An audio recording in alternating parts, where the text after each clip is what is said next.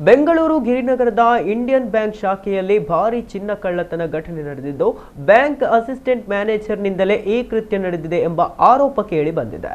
ಬ್ಯಾಂಕ್ನಲ್ಲಿ ಅಡ ಇಟ್ಟಿದ್ದ ಗ್ರಾಹಕರ ಚಿನ್ನಾಭರಣವನ್ನ ಕದ್ದು ಬೆಟ್ಟಿಂಗ್ ಗೇಮ್ ಆಡುವ ಚಟಕ್ಕಿಳಿದಿದ್ದ ಈತ ಸುಮಾರು 4 ಕೋಟಿ ರು ಮೌಲ್ಯದ ಚಿನ್ನಾಭರಣವನ್ನ ಜೇಬಿಗಿಳಿಸಿಕೊಂಡಿದ್ದಾನೆಂದು ಆರೋಪಿಸಲಾಗಿದೆ. ಕಿರಣ್ ಕುಮಾರ್ ಗಿರಿನಗರದ ಇಂಡಿಯನ್ ಬ್ಯಾಂಕ್ ಶಾಖೆಯಲ್ಲಿ ಅಸಿಸ್ಟೆಂಟ್ ಮ್ಯಾನೇಜರ್ ಆಗಿ ಕೆಲಸ ಮಾಡ್ತಾ ಇದ್ದು, ಮ್ಯಾನೇಜರ್ನ ಅನುಪಸ್ಥಿತಿಯಲ್ಲಿ ಸ್ವಲ್ಪ ಚಿನ್ನ ಕದಿಯುತ್ತಿದ್ದ. ಗ್ರಾಹಕರು ತಮ್ಮ ಅಡವಿಟ್ಟ ಚಿನ್ನ ಪಡೆಯಲು ಬಂದಾಗ ಲಾಕರ್ ಪರಿಶೀಲನೆ ನಡೆಸಿದ ವೇಳೆ ಕೆಲವು ಚಿನ್ನಾಭರಣಗಳ ನಾಪತ್ತೆಯಾಗಿತ್ತು. ಬಳಿಕ ಇತರೆ ಪ್ಯಾಕೆಟ್ ಪರಿಶೀಲಿಸಿದ ಮ್ಯಾನೇಜರ್ 21 ಪ್ಯಾಕೆಟ್ಗಳಲ್ಲಿ ಕೆಲವು ಹಾಗೂ 3 ಪ್ಯಾಕೆಟ್ಗಳಲ್ಲಿ ಸಂಪೂರ್ಣ ಚಿನ್ನ ಕಾಣೆಯಾಗಿರುವುದನ್ನು ಗಮನಿಸಿದ್ದಾರೆ.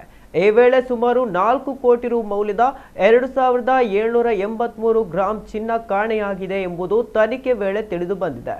ವಿಚಾರಣೆ ವೇಳೆ ಕೃತ್ಯ ತಪ್ಪೊಪ್ಪಿಕೊಂಡಿದ್ದ ಕಿರಣ್ ಕದ್ದ ಚಿನ್ನವನ್ನ ಬೇರೆ ಅಂಗಡಿಯಲ್ಲಿ ಗಿರವಿ ಹಾಕಿ ಬಂದ ಹಣವನ್ನ ಆನ್ಲೈನ್ ಬೆಟ್ಟಿಂಗ್ ಮತ್ತು ಜೂಜಾಟದಲ್ಲಿ ಬಳಸಿದ್ದನು ಎನ್ನಲಾಗಿದೆ. ಈತನ ವಿರುದ್ಧ ಎಫ್ಐಆರ್ ದಾಖಲಾಗಿದ್ದು, ಈಗಾಗಲೇ 700 ಗ್ರಾಂ ಚಿನ್ನ ವಶಕ್ಕೆ ಪಡೆಯಲಾಗಿದೆ.